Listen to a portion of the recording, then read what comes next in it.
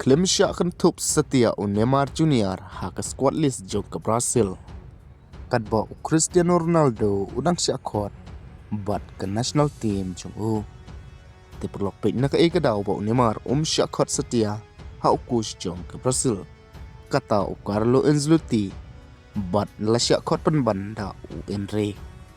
Te hoi perlok haka banengkong Neymar uladon haka prelis nak benta ki artli ki jingi khun. Friendly match kata ke Brazil persyai ke Fran.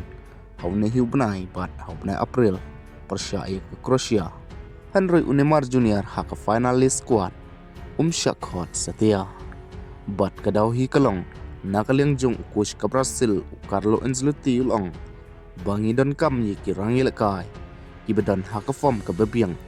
Bat kiba fit bandon haka squad list jong ke Brazil. Ulong ba Khlem pen kentup yo Neymar haka squad list.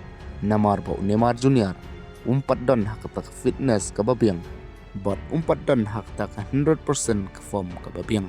Henry wala kataru ukos udang ong ba Neymar Junior udang don kelenti but kalat yu ba undan rengkat hak ke World Cup.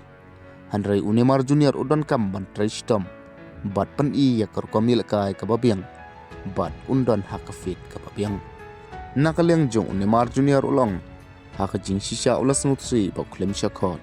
Henry wala kataru ulong ba kadang don ka final yeu te kumta hapan tristom man kasni namar ma uru udah terang ban don benta bat ke Brazil haka World Cup. Bat ki babon na ki perlok ki ong ba ka jingle jong ukus ya Neymar kadai ban pan bha ya kamet ka phat jong u bat ka jingko jingkhia jong u nakabanta ka World Cup.